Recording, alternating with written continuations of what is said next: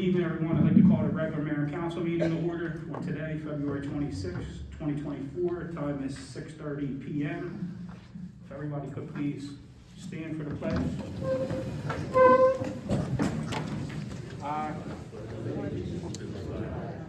United States of America, to the republic for which it stands, one nation, under God, indivisible, with liberty and justice for all.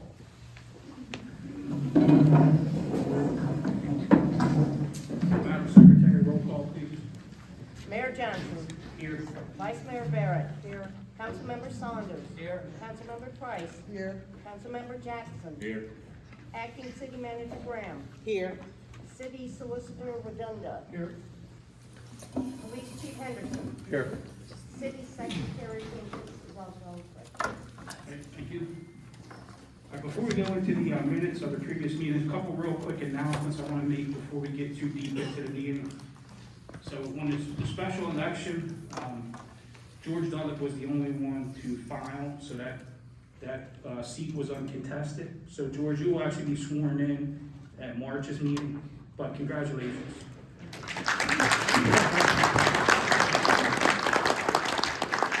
And the other thing, we had a pretty unusual weekend in Delaware City. We lost 3 residents within 2 days of each other. Unfortunately, one was my mother-in-law, Diane Meadowcroft, Tom Greenwell, who lived on Hamilton Street, and everybody knows Bill Harper, who lives on Clinton, who's the unofficial mayor of downtown. He sits out front and waves all the cars that goes by and usually participates in all the parades. So if you could, please keep all 3 families in your thoughts and prayers. Thank you. All right, now we'll go into the action upon the minutes of the previous meeting.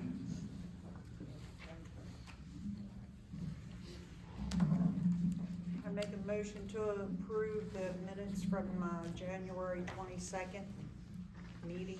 Second. All right, motion and second. Any further discussion? None. All those in favor? Aye. Opposed? Motion's carried. Police report. Thank you, Mayor Johnson. On behalf of the Police Department, I'd like to offer our condolences to your family during this difficult time. Council, city staff, and those in attendance, I'd like to present the police report for the month of January 2024. If you refer to the Delaware City Activity Report map, you'll notice a green vandalism pinpoint near the top. That incident involved juveniles kicking on a resident's garage door. The subjects were located by the department, but the victim refused to pursue the matter criminally. The gray W or warrant attempt below that was in reference to an assault arrest of an adult subject. Just below that is an orange simple assault, which was a physical altercation that resulted in an arrest. There's a weapons offense and an act of intimidation that originated from the simple assault that I'll touch on further in significant events. The green larceny to the left is a felony theft of cash from a residence. That's an ongoing investigation. I can't discuss any further. And the gray trespassing at the bottom left corner was an incident that resulted in an arrest of an adult subject. If you look at page 2, it's January calls for service. Our busiest day of the week was Wednesday, and the busiest hours were 3 and 5 p.m. We had 42 calls for service. That's compared to 54 from last year in January. That's down 22.2%.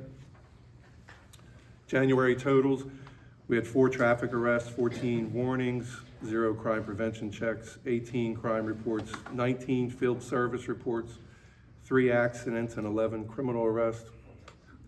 And for significant events, Officer Webb and I responded to an assault at an afternoon bus stop where a young adult was involved in a physical dispute with a juvenile. That incident provoked retaliation by an unrelated juvenile subject who aggravated menaced the adult suspect with a firearm. The subject with the firearm was positively identified from surveillance videos. The adult suspect was also a victim of a terroristic threatening after threats of bodily harm were made toward him by a family member of the original juvenile victim. The incident resulted in 7 arrests of 3 different subjects, Bail conditions were ordered for no contact with the involved parties, and a search warrant was executed in an attempt to locate the firearm, where results were negative. I responded to the aforementioned trespassing, where the suspect unlawfully entered private property and pulled up a resident's Christmas decorations. That subject was identified and later arrested without incident. They were ordered to have no contact with that victim. And the department has recently utilized the following grant funding. The Delaware Criminal Justice Council funding was used for new body armor and a tactical vest carrier, as well as the purchase and installation of a Stalker radar unit in one of our Police Interceptor Explorers, a prisoner partition in the rear of another Police Interceptor Explorer was covered by a Fund to Combat Violent Crime grant. Additional funds were used for training equipment and supplies for upcoming community events. The Emergency Illegal Drug Enforcement Grant was utilized to purchase surveillance equipment, as well as money for drug investigations. And a large portion of both of these grants remain for officer overtime assignments. That concludes my police report. If I can take a minute.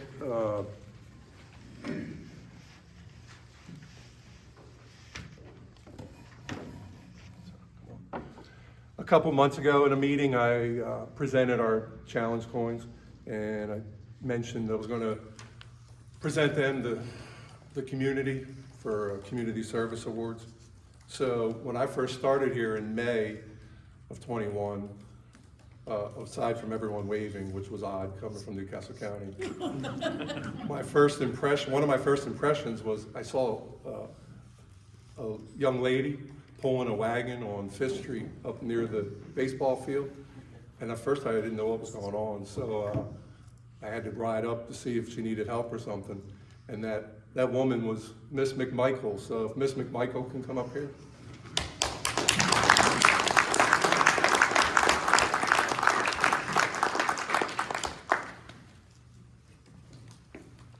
So we want to present her with a Community Service Award. It's the Delaware City Police Department. Kathleen Taffy McMichael Community Service Award in recognition for your dedication and diligence in keeping our community clean and presentable for Delaware City residents and its visitors. Your humble service and pride in the community is greatly appreciated and not overlooked. You are commended with this Community Service Award on this 26th day of February in the year 2024. And it's signed by myself and the mayor. And also present you with the very first challenge coin. Oh, thank you.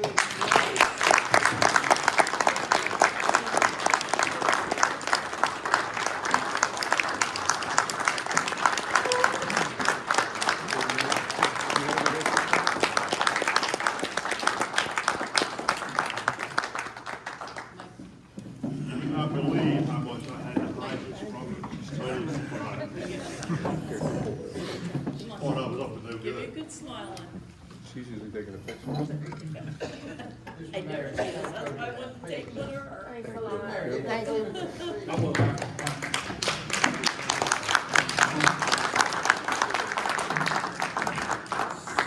Thank you, Chief, and congratulations, Taffy. Is there any discussion for the chief? Any questions for the chief? Yeah, I have a couple. We hired another part-time officer, last month or so? Correct. Yeah. December 12th. Yeah, and, he was allotted 20 hours. Well, we bumped him up to 35 hours. Is it possible, and I would like to see an officer on duty in the mornings Actually, without using any overtime? it's funny because that was going to be his. We're going to have him 7 to 3.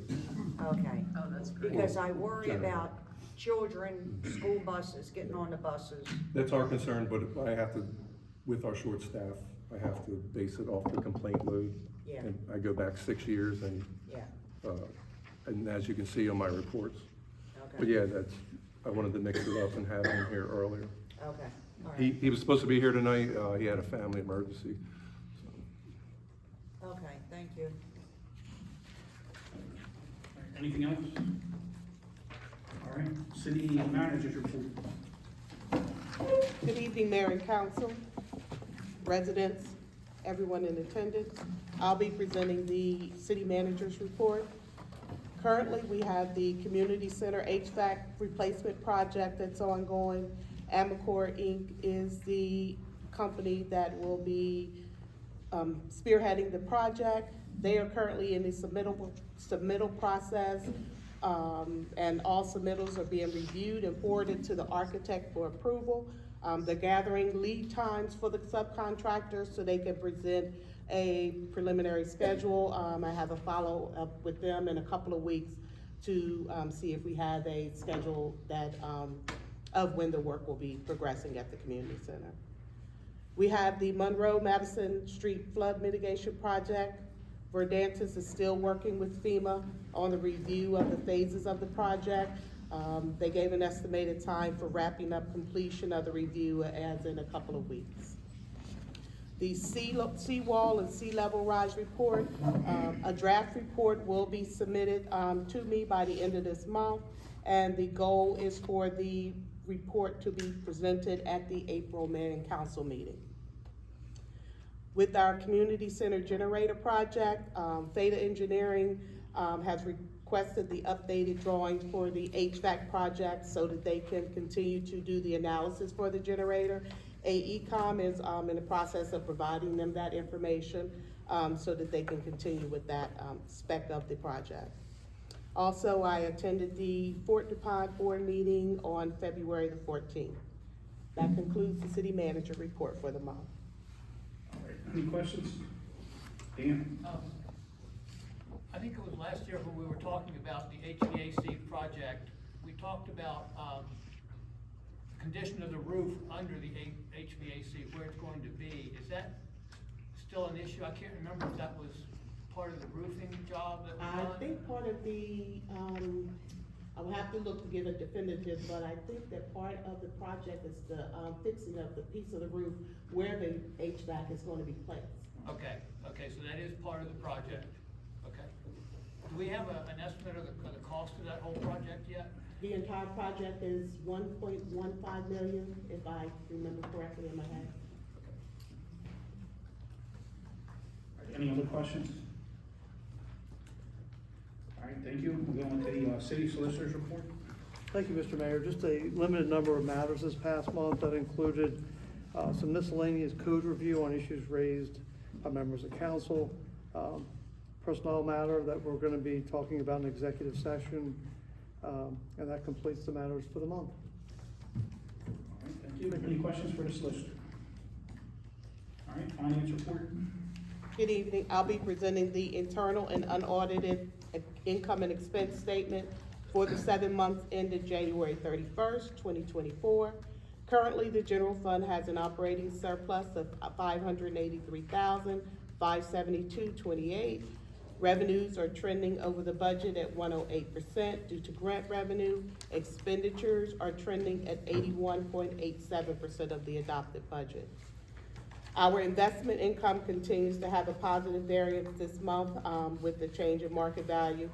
Interest income is also trending over the adopted budget due to high balances in our money market account. This is where our grant funds lie. So the receipt of those funds has a high market balance in 2 of our money market accounts. Currently, $38,717.10 in ARPA funds have been expended this fiscal year. In regards to general administration, our revenues are currently at 69% of the budget. Our expenses are 59% of the budget.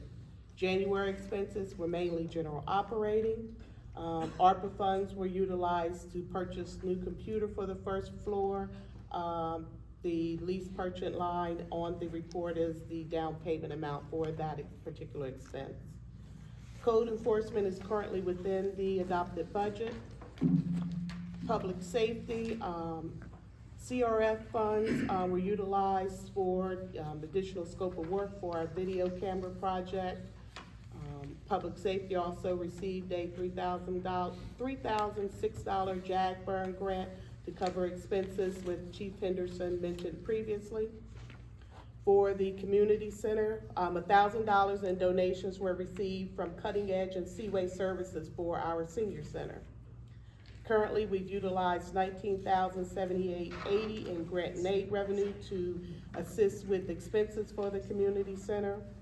Currently, our electricity expenses are over budget, but the heating fuel is under budget, so we hopefully between the two, they'll kind of max out and stay within the overall budget for both. Building maintenance expenses for the month were a service call for issues with the heat that we hope will be rectified with our new system, with our new HVAC system. In addition, the transition period for exemption from water billings for the community center has ended. So as a result, the city will receive monthly billings for water usage at the community center. For Public Works, January expenses included our maintenance contract, some shoreline and tide gate cleanup, holiday decoration removal, as well as the portable toilets in the park. Equipment maintenance is over budget due to new starter and battery that we had to repair for pump 2, which is used for storm protection. Storm expenditures are also currently over the budget as a result of the billing for preparation and cleanup of the January 9th storm. Sanitation revenue is within budget. Revenue increased due to our third quarter trash cart billing. Yard waste within budget. Stormwater, we did have January expenditures to KCI for our NPDES permit services. For streets, we currently utilize $45,000 in our municipal street aid to cover street expenditures. January expenditures included street sweeping as well as snow and ice control for the January storms. Also, material expenses were the purchase of the bulk road salt that is used to remediate the ice on the roads. And I will note that after printing of the report, I did realize that there needs to be a correction to the street maintenance and contractual. They need to be reversed, so that'll occur on the next report. Drainage, we had fiscal year CRF expenses, payments for the seawall study. Park expenses included cleanup of the flower beds as well as installation of the flood panels. And supply expense was for the purchase of the mud mix for the park. January expenditures for trees included the removal of trees that came down as a result of the January storm. The remainder of the report are special fund revenue. However, I will take you to page 12 of the report, just to note the bond and capital improvement grant funds, how the fiscal year 24 grant funds have been reallocated to help pay for the community center HVAC project. That concludes the finance report for the month of January 2024. All right, any questions for the finance report? So I do have a couple quick questions. On the expenditures being at 81%, I mean, that puts us a little bit over for this time of year. Is that because of the grant spending that's been allocated into Yes. that? Okay.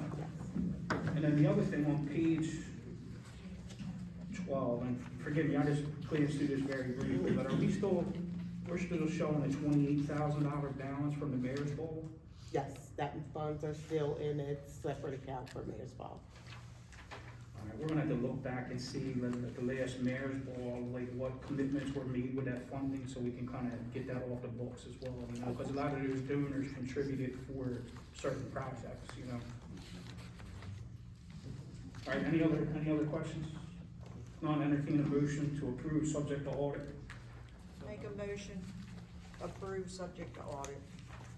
All right, motion is second, any further discussion? None, all those in favor? Opposed? All right, motion's carried. Going to appointments, announcements, and communication. There are a couple appointments tonight. The first one is to the election board for Austin Martin. I'll entertain a motion for Austin.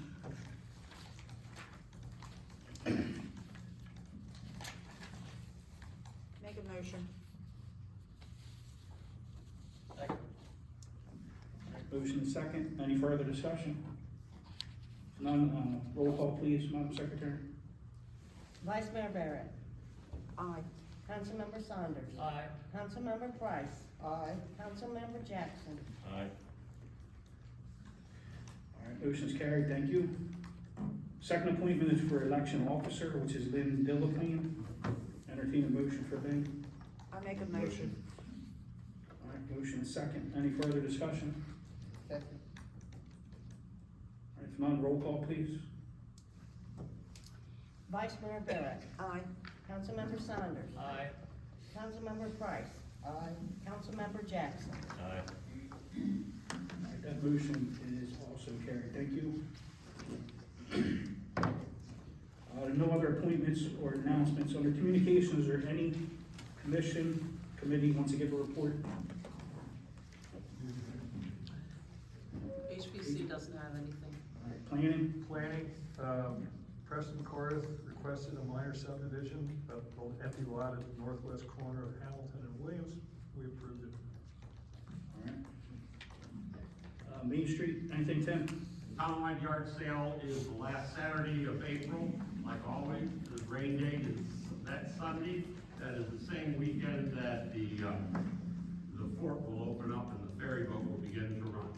Again, the last Saturday in April, which is the 27th of April, between the hours of 8 a.m. and 5 p.m. the rain date. The 28th of April, between the hours of 8 to 5 p.m. Okay, thank you. Delaware City Library, The Delaware City Library is one of 4 groups that are going to be doing a series of events between Shut-Off Day, which is when the U.S. colored troops left to go down to Galveston and spread the word about the end of the Confederate War and emancipation.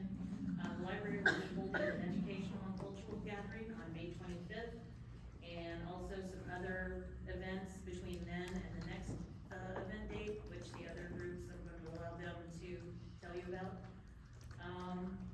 Also, the library has an Oscar party on March 7th from 6 to 7:30 p.m. You're welcome to come, vote on who you think will win the Oscars.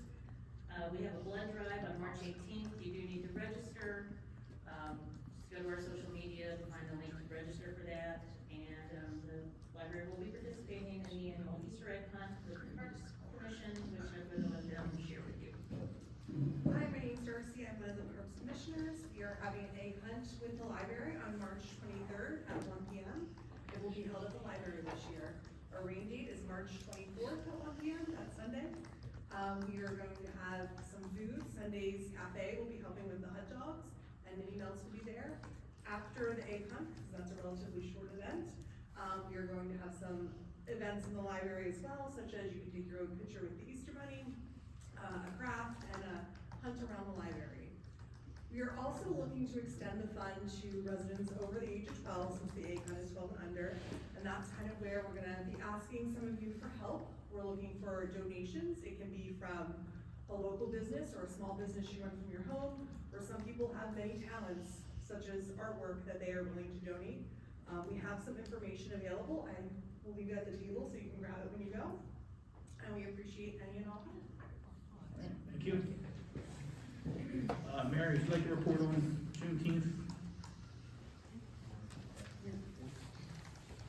So this is really an extraordinary, I think an absolutely wonderful happening that we have 4 entities from Delaware City participating in the Juneteenth celebration, which, as Lori said, is going to be bookended by Shove-Off Day, May 25th. And then between May 25th and June 19th, there will be additional programs at the library, including one that will involve our youth. The Mount Salem UAME Church is inviting everybody to a barbecue on Sunday, June 16th, into their service, their regular service, which is held at 10 o'clock, 10 to 12, followed by the barbecue, open to everybody. During that period, June 16th to June 21st, Lindilla Plains photographs, her wonderful photographs of the Harriet Tubman Trail through Delaware. It will be under exhibit, and that is sponsored by Main Street. Then finally, at our cemetery, where we have at least 5, and we are thinking we now have 6 identified U.S. colored troops buried there who fought for freedom in this, moving out of this state, which was a slave state at the time, signed up to fight for freedom from our free black community, one of the oldest in the state and in fact in the nation. So that will be on Juneteenth itself at 10 o'clock in the morning at the cemetery, and there will be more details to follow on that. And finally, you want to say it? No? Okay. Main Street will be hosting Best Kept Soul in the evening from 6 to 9 p.m. at the bandstand in Battery Park. So I'm very thrilled that this is our first ever Juneteenth celebration, observation. It will be educational, it'll be cultural, it'll be celebratory, and it'll be solemn. All that we owe the history of this event in this period. So thank you very much. We're very excited. Come on out. Thank you. Tree Commission?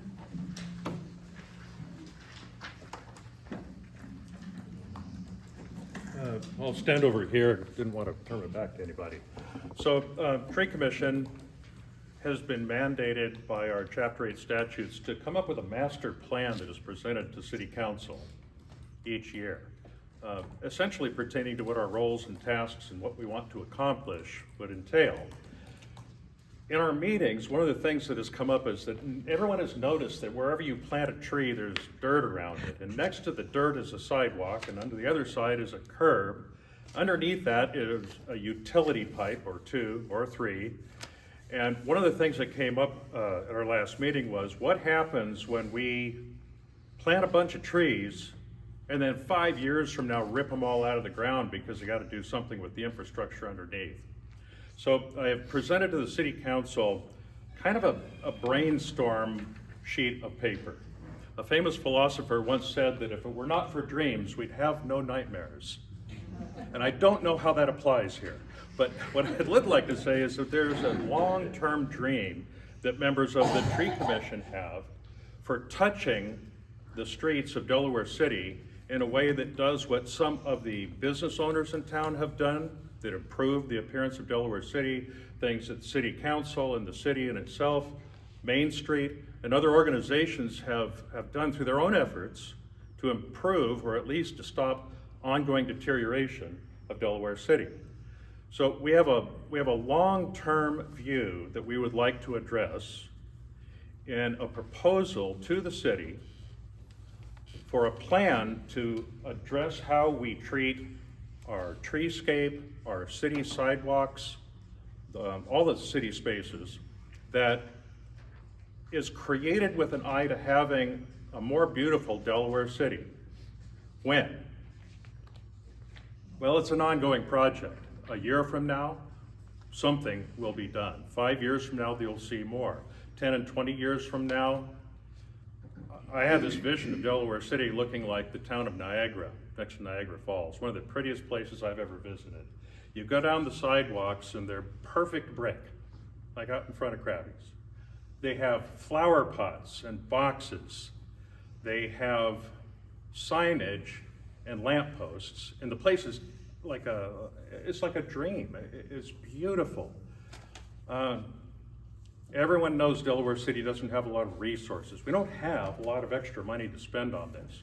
So one of our challenges is to come up with a way to pay for it.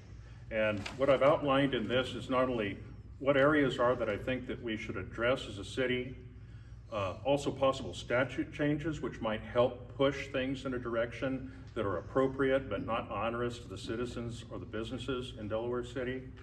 And then to come up with a way to involve organizations throughout the city.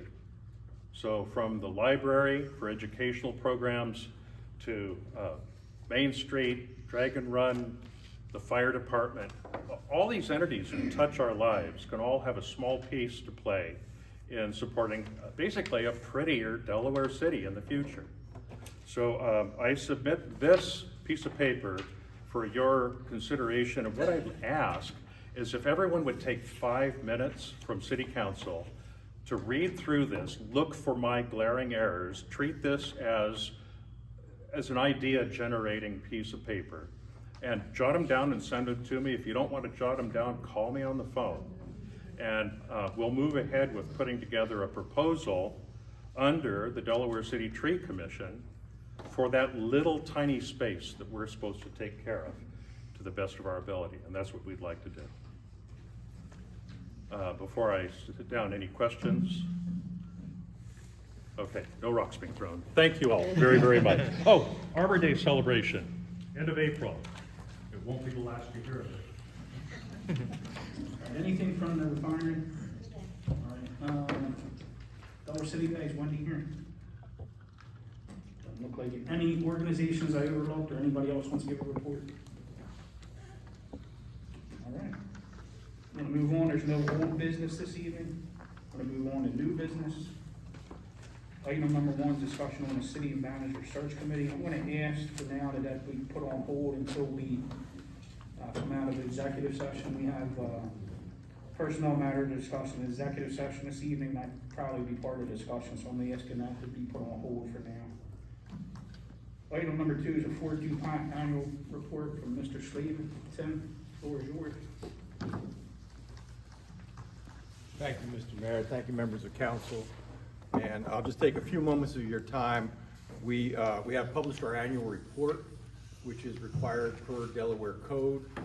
And per those requirements, we have presented that report to the governor's office, every member of the legislature, city council, to the public at large. And it's been published on our website since early January, and it's available now. The most important goal we have, and I don't mean this to sound gratuitously, but the most important goal that we have is the hardest one to measure, and that is earning back trust from the public. You know, I get it. I understood that was part of the challenge when I came in 20 months ago, and nothing could be more important for us. So we pledged to be honest and transparent in our business dealings. We pledged to meet people where they are, and we pledged to become a reliable source of information about the corporation and everything we're doing, and I hope we're living up to what we said we would do. Here are some of the quieter things that we did to support that. The first was we had a deliberate strategic planning process that resulted in the publication of a 5-year strategic plan for the corporation. That was the result of one-on-one interviews, focus group discussions, a town hall style meeting, and an online survey that was led by the Delaware Alliance for Nonprofit Advancement. We passed policies to spell out what our thresholds are financially for purchases, so we know where our open market purchases are, letter bid, and full bid purchases, to make sure that we're transparent. We completed our fiscal 22 audit, and we're in the middle of our fiscal 23 audit right now. And we named a officer to handle all of the Freedom of Information Act requests and all the activities to support FOIA. And we've had no violations. All our meetings are held with the requisite 10-day notice before the meeting is conducted. Other things we did along the way, we hired a very capable deputy director controller in Janice Maturi. I hope some of you have had a chance to work with her and meet her. She joins an already kind of fantastic team of people that I get to work with every day. We completed the entranceway project, and I was reminded today when I was thinking about it, this time last year, that roundabout was not open to traffic. Right? We were closed. The bridge was closed and everything else was closed. We were awarded a grant of $779,000 from the Federal Emergency Management Agency for the work we're going to do in re-vetting or rebuilding our side of the Branch Canal, our bank on the Branch Canal. That $779,000 will likely go up because the estimates that supported that request are 2 years old. That's how long it gets to go through the process. And the one thing we know about bidding public works projects now is a 2-year-old estimate is really not a valid estimate anymore. We hosted the Autism Delaware Walk and St. George's Blues Festival as community events. We completed the paving of streets in the Canal District and thus completed the first part of their dedication of those streets to Delaware City as municipal streets. Projects we have for 2024, funding permitting, of course. We have Old Battery Lane. If you're not familiar with Old Battery Lane, I think it's a remarkable one long block section of our campus that could really serve as a wonderful adaptive reuse for historic preservation. We're going to be bringing new sewer and water connections in along Old Battery Lane and have a mix, hopefully attract a mix of residential and commercial along that lane. We have the Canal Bank revetment, which is not just the rebuilding of the Canal Bank wall, but it's also the promenade, the walkway that goes on the other side of it upon the completion of the revetment. And then we have historic preservation projects, some of which we've already taken on and accomplished, to the chapel building, the theater building, and the bakery. We remediated all the bad stuff out of that. Those buildings are clean and ready for work. The Post Exchange building has a new roof on it now, and Building 21 on Old Battery Lane also has a new roof, and we'll have hopefully have a new porch here shortly as we're trying to button up the exterior of the building. We've been involved in the community in a number of different ways, one of which Janice Mattori sits on the Delaware City Day Committee, and our other employee, Larry McLaren, who some of you have come to know and love as much as I do.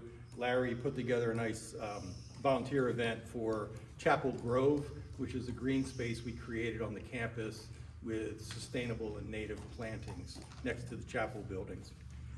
We have two that are coming up that are really, I'm really excited about. We're trying to kind of jumpstart a discussion about bringing a Rotary International chapter to Delaware City, as well as bringing, on a separate conversation, bringing more arts programming to Delaware City.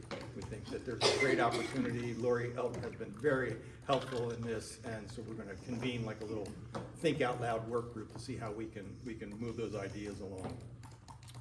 So I'm not one to overpromise, and I know you all had enough of that previously, but I will say this, and I have to be careful.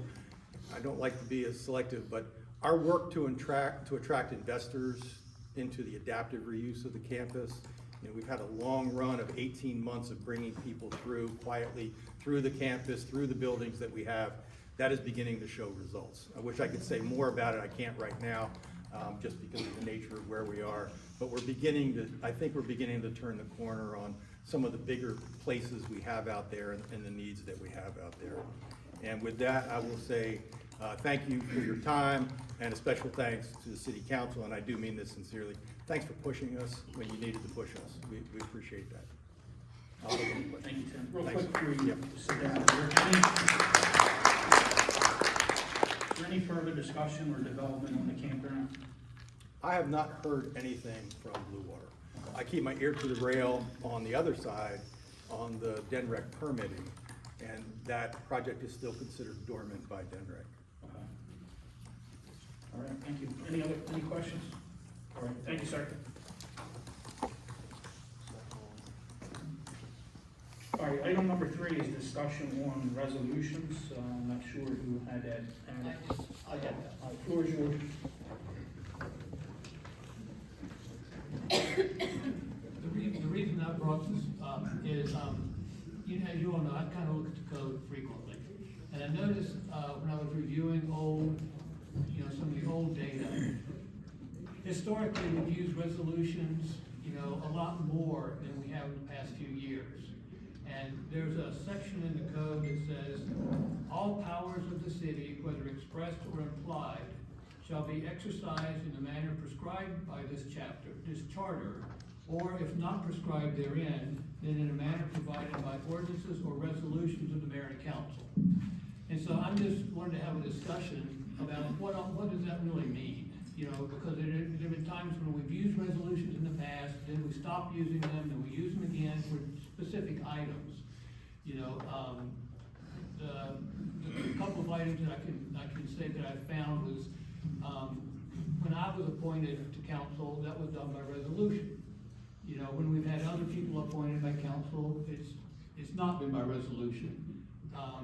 When we've had resolutions in the past to describe the process that we're going to use to select the new city manager.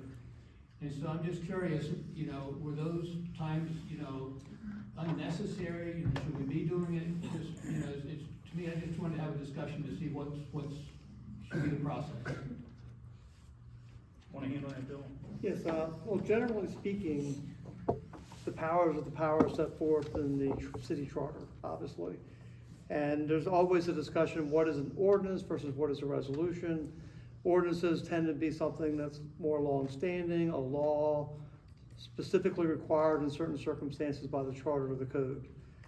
Resolutions are typically something that's more of an opinion, an intent of council or will of council. That's how that's defined, which is not defined exceedingly clear. And then there are certain other actions that are taken that are ministerial don't require either. I did, in light of getting your email on Friday, did take a look at the county, and it's really up to the jurisdiction, but the county does very rigorously call something an ordinance and a resolution, but there's also a lot of action taking place that are not either. But I think what the county does is they more specifically have a model that they follow. And the city doesn't really have a specific model that is followed. Obviously, ordinances are pretty well regulated and adhered to, but whether a resolution has occurred or not is something that has not been formalized. In Delaware cities, historically, if it's not a resolution, then you have to look to the minutes of the meetings to determine what occurred. And that may not be as clear as a resolution that set forth a specific action taken by council. So my recommendation is that council internally discuss what they want that to look like, or what has to be an ordinance, what has to be a resolution, and can adopt a policy like that to clarify perhaps any concerns that you may have based on your review. Just like a guideline. Yeah, I mean, basically, Yeah. since I've been on, most of the ordinances have been pertaining to anything that requires a code change or a code update or amendment or anything like that. The rest of it has either been through a motion or resolution. But one thing that I would like to see personally for ordinances or resolutions that are added to the agenda, I'd like to see a sponsor and a co-sponsor from council. So if somebody asks for an ordinance to be put on the agenda, I'd like to have a sponsor and a co-sponsor, so when I get to the minutes, that I can turn the floor over to whoever asked to put that on, and they can speak on behalf of that ordinance, because a lot of times, things are put on and we're not even sure why. So that's one thing I would like to see. That's a good point, and that is very common in a lot of jurisdictions, so something certainly could be added. All right, any other discussion or suggestions? Okay, well, I have another part two, I guess. We created there were a couple of resolutions that were passed for charter changes. And one was in 2020 and one was in 2022. And the one in 2022 was the one that I mentioned a few months ago about appointing new or council people to fill slots that have been vacated.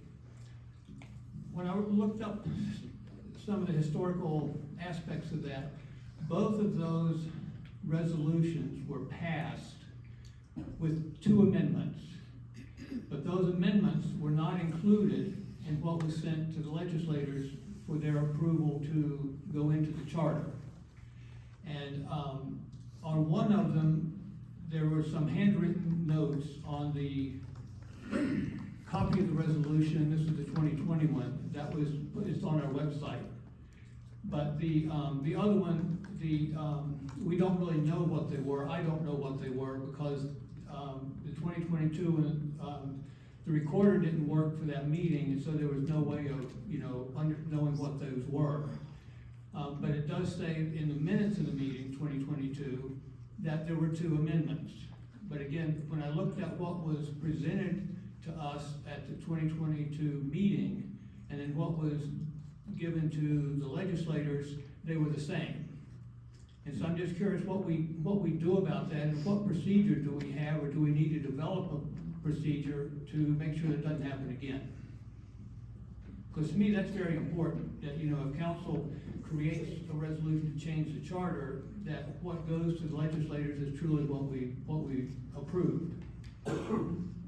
and that's understandable. I'm happy to look into those two situations. Generally, you have the ability to suggest to the General Assembly what you'd like to see, but ultimately, the General Assembly has the authority to pass whatever they want to pass.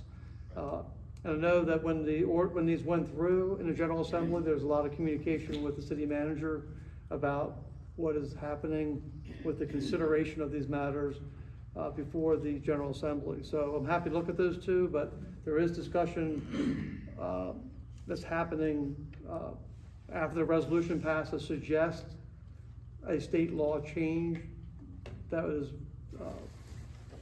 supported by the council, but then the General Assembly sort of takes over at that point. And I do know there's a lot of conversation with the city manager at that time, but I'm happy to look into these specific situations.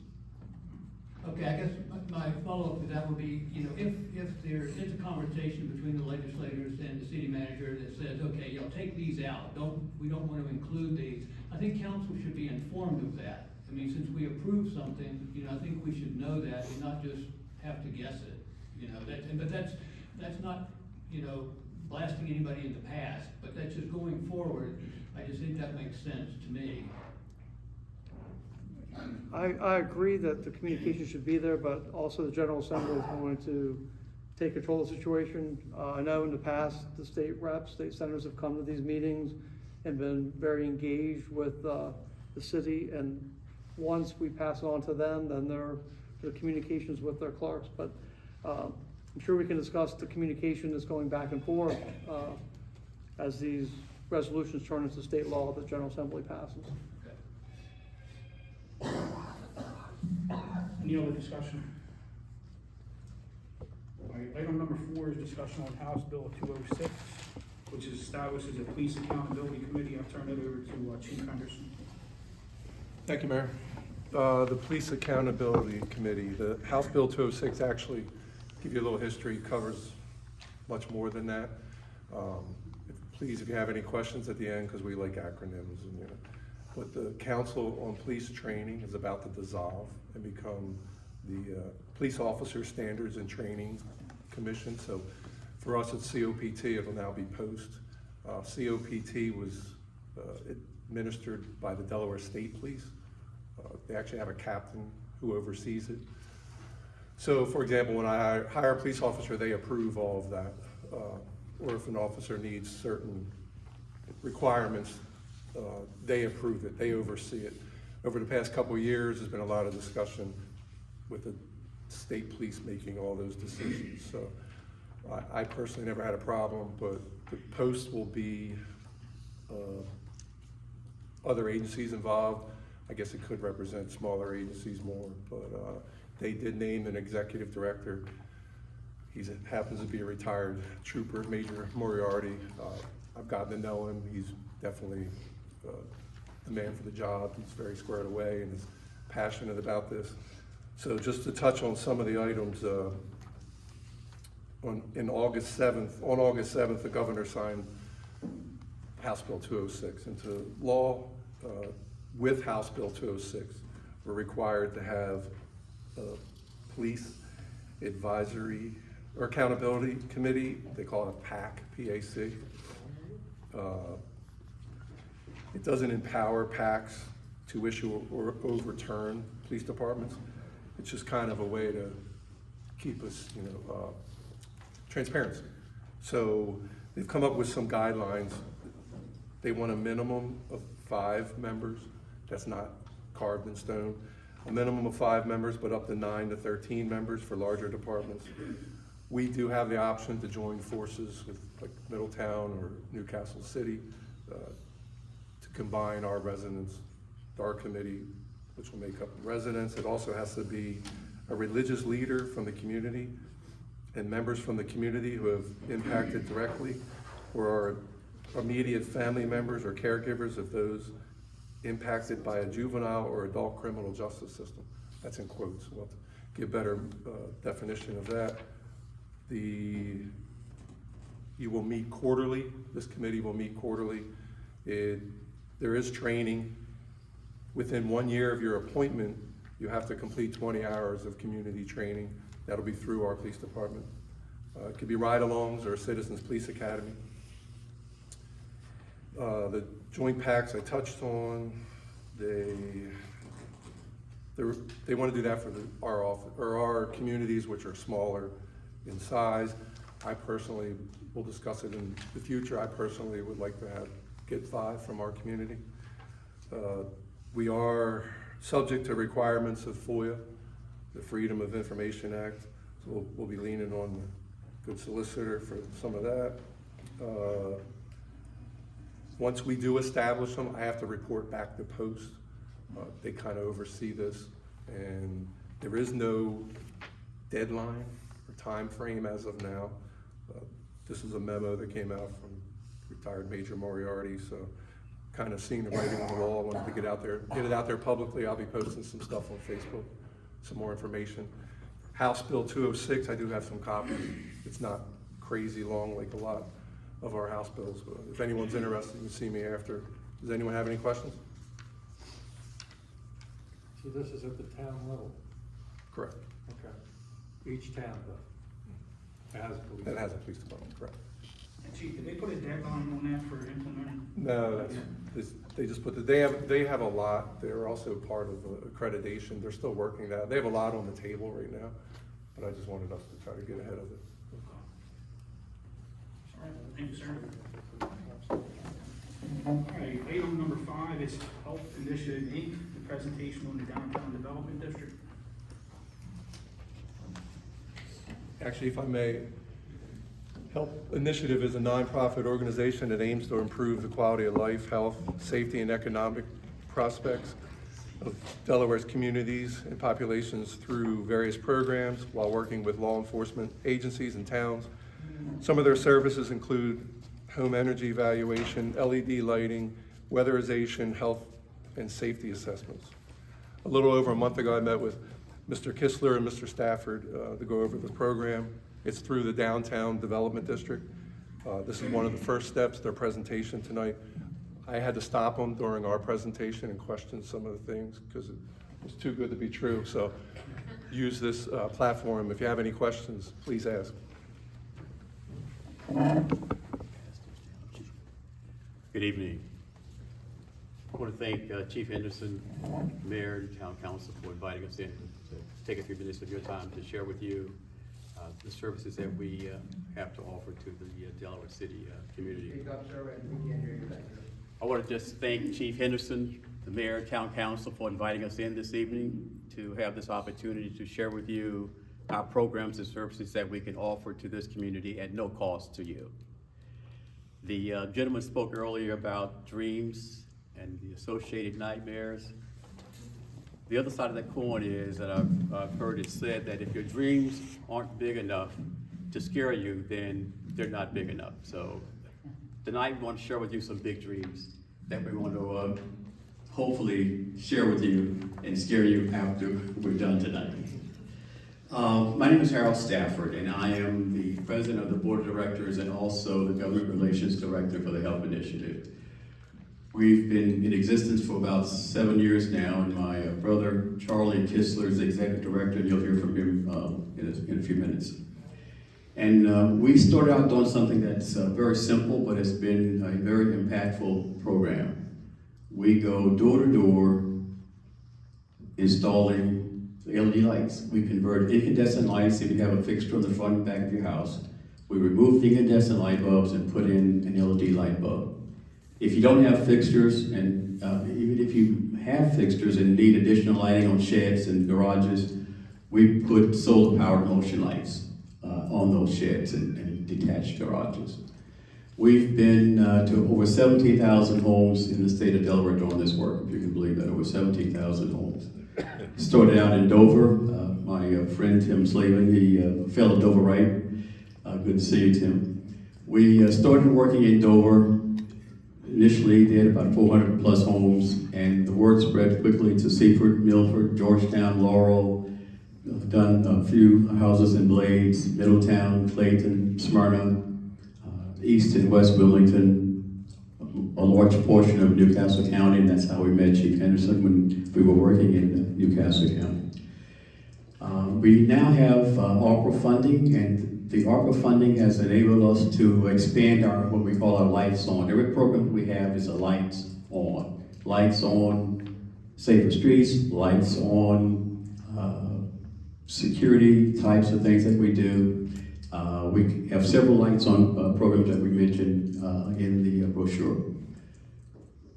With the ARPA funding, we've been able to expand beyond lights to now do safer communities by going into homes and not only doing lights outside, but we can go in to do an assessment of the home to see if there might be hazards. There are 29 health hazards through the Federal Department of Housing and Urban Development that we use to make an assessment of the interior of the home. And we have been able to add with the ARPA funding cameras and license plate readers. And we would be looking to come into the city to be able to put cameras in some of the areas that we've talked about with Chief Henderson. And I'm going to let my brother Charlie Kistler talk a little bit more about some of the other programs that he's been involved with as far as the lights and the license plate readers and cameras. You stole my thunder. You took everything away from me. So when you say 17,000 homes, we've knocked on a lot of doors. And we're a unique nonprofit organization because we're a street company. We go out and we put door hangers on homes that pretty much explain what we're about to do. And then we put a third-party phone number, typically the police department or the city, so that we can be legitimized by the resident. And then when we get to knock on the door, everybody kind of gets a feeling for who we are and what we're about to say. But basically the services we're providing and the funding that's coming from the governor's office now allows us to do this at no charge to the resident. And we have real hard data. We're really a data analytics company in disguise. So all the data that we collect as a result of going to each of these homes, these 17,000 homes, results in outcome and layers of it. So my brother Harold here talked about lights and a simple light bulb. So our message to everybody, every time we do something like this, don't overcomplicate these problems. Don't overcomplicate it. It's a simple light bulb. And what it did, it moved crime. It contributed to the relocation of crime. And we have hard data that we gave to the Attorney General from the data that we did, the installation we did in Milford. And we're about to do the same thing in Newcastle County as well. But that light bulb opens the front door and allows us to get into the house because the light bulb creates a trust factor between who we are and the resident. And by doing that, it allows us to go in and do other services. Reduce the energy burden in the house by replacing all the inefficient lighting. We're able to install health and safety kit measures, energy conservation measures. We're able to do a healthy home assessment if we identify any of the hazards that are there that cause problems to people that are living in the home.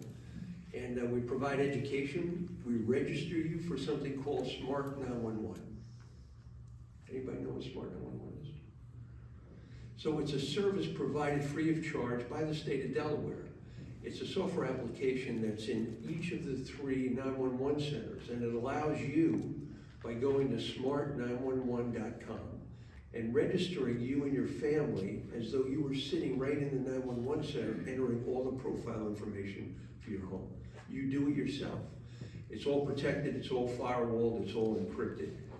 More importantly though, it saves 8 to 12 minutes in response time by first responders because they have more information on you than they would otherwise have because you entered it yourself. You know more about yourself than anybody else. So when we go into a home, 17,000 of them, we actually help the resident register themselves, at least start the registration process. There's a lot of things you can add into that.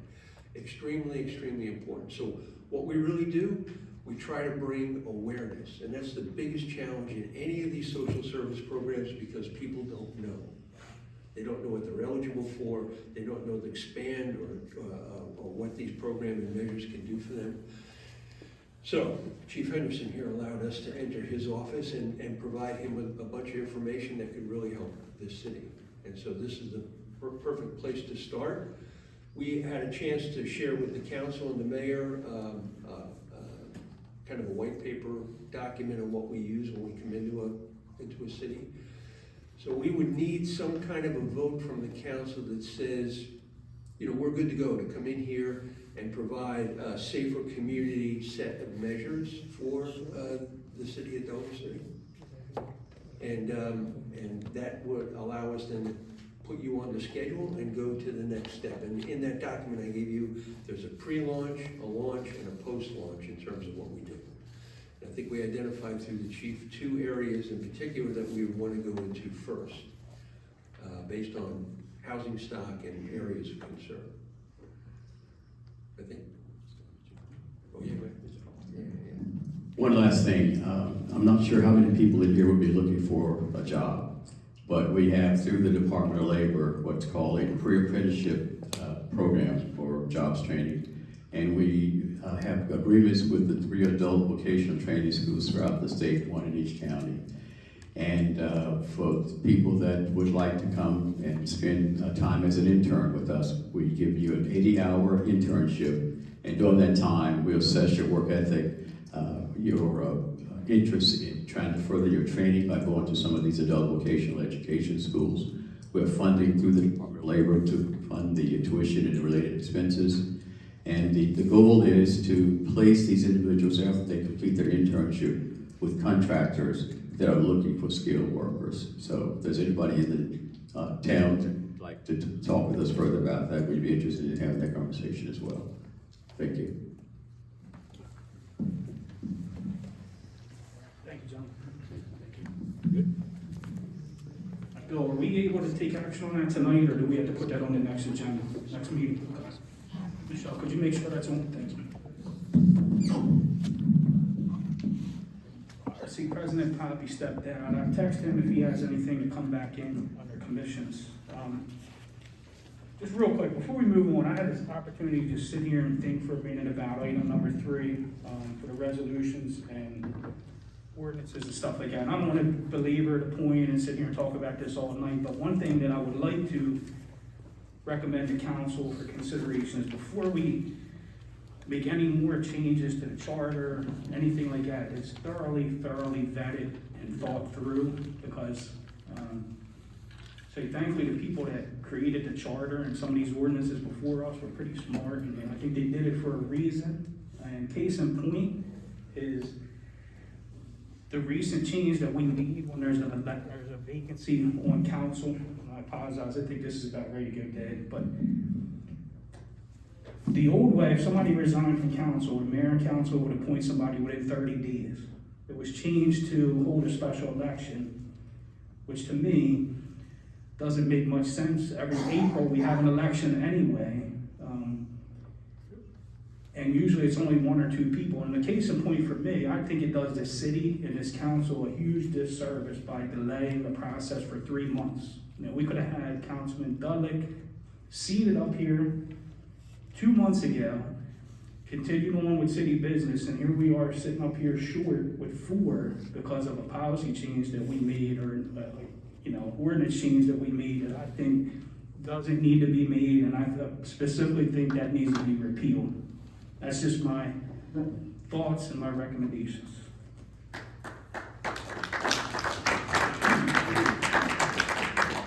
All right, members of council comments. Councilman Jackson. No comments at this time. All right, Councilman Saunders. No comment. I will say though, on that resolution, it was passed unanimously by council and you signed it. So, No, I understood. you know, I understand. and it wasn't something that it wasn't contentious at the time. So, you know, I don't disagree with you in your comments, but it was, again, the minutes of the meeting don't really reflect, the conversations that we had as to why we chose to do that. That's one of the disadvantages that we have. Understood. That was just why I was just making a recommendation moving forward. If I knew the outcome was gonna be what it was with this resignation, I'd have been jumping up and down screaming in 2022 to make sure that did not pass. Councilwoman Price. No comment. Vice Mayor. Nothing. All right, a couple of things I have. I introduced Councilman-elect Dudlick. I did attend the CAP meeting a couple weeks ago at the refinery. I put a post tonight on my Facebook page about we were awarded, I believe it was $40,000 grant from DENRAC for what they're called pollinator gardens. And I can't take credit for this. It was recommended to me by Austin Marklin from Pastel Pebbles. The only thing I did was took the information, submitted it to DENREC for the grant, which was approved. And what it is just different types of plants that attract monarch butterflies when they're doing their migration from South America. Monarch butterflies are on a huge decline. So hopefully, put them in, attract them to Delaware City. We'll be able to use them for school projects, educational purposes, and all that different type of stuff. So just another cool environmental project that we were awarded. So thanks to Austin for bringing that to our attention. How much was that? I believe it was 40,000. I'm not sure. I can't remember it offhand, but I believe that number sounds about right, but I'll confirm. Yeah. Also met with the refinery. They're gonna do some brush removal on property they own back on Madison and Monroe Street, especially back near Solomon Place where the Phragmites comes up to the private property lines back there. We're gonna cut a fire break back there so there's no encroachments on the private property. So that'll probably be happening, I would assume, sometime this spring. Let's see. Talked about June 19th. The state legislators aren't here, but unfortunately I wanted to report that the St. George's Bridge is not on track to be opened, unfortunately, until August or September. So just keep in mind, we're getting ready to go into the busy season, beach traffic. If there's a car accident on Route 1, be fully prepared. At Route 9 and 5th Street out here is going to be a parking lot, and they have to call in other officers to direct traffic. So we're going to have to deal with this for another year. So just wanted to keep that in back of everybody's mind as we get ready to go into spring and summer here. And I believe that concludes my report. Open it up to citizens' questions and comments. Yes, sir.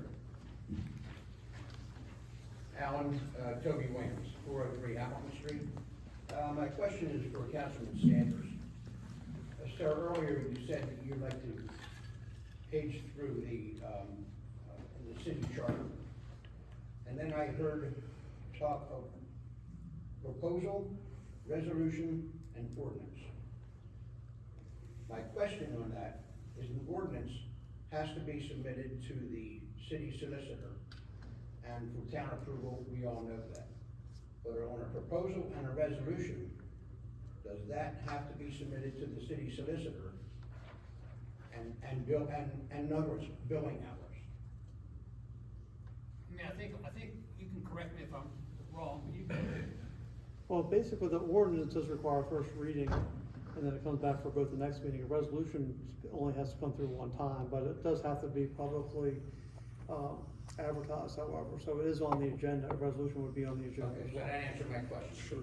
Proposals, resolutions, and ordinances must go through the city solicitor. Am I correct?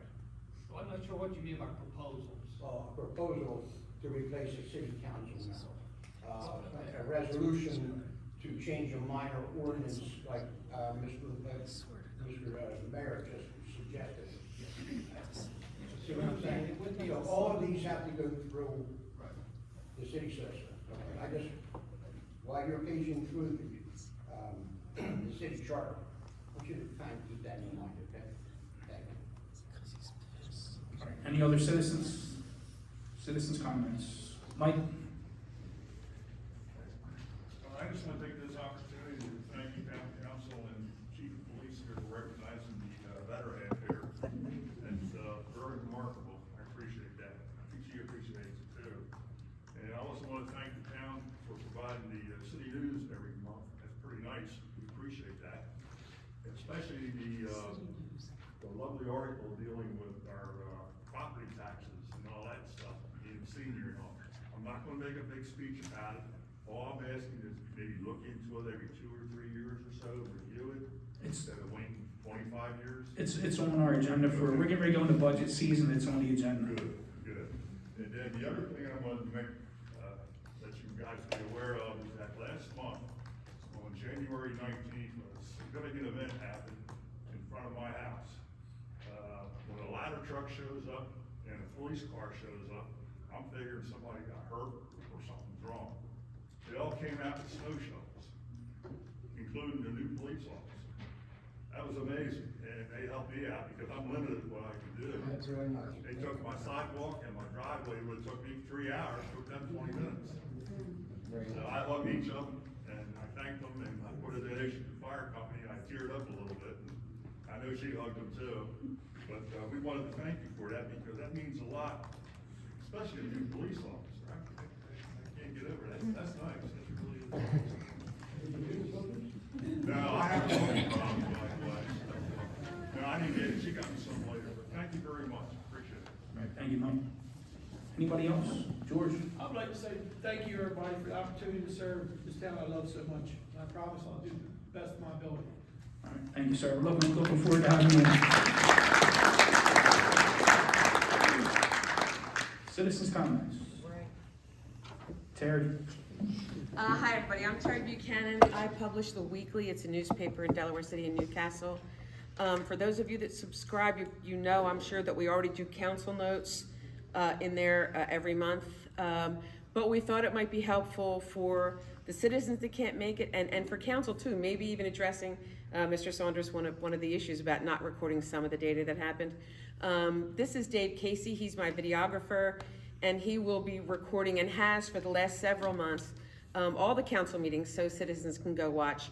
It's on YouTube. It's The Weekly Delaware, and it's free to everyone to just go look at whenever you need. Oh, that's nice. Yeah, Terry, is there a way that we can link those or actually put them on our website? Yeah, we can do. David is the technologist, so he'll tell me how, but I'm sure we can do that. Okay, all right, perfect. Thank you. Do you have something, Ren? Yeah. Thank you for allowing me to speak. I'm sorry my back thanks to you. We have one police chief, 2 full-time officers, and 1 part-time officer. Our officers ask for these jobs. The city is supposed to set their time and their hours. Someone should be starting early out here on traffic control at 6 or 7 o'clock in the morning.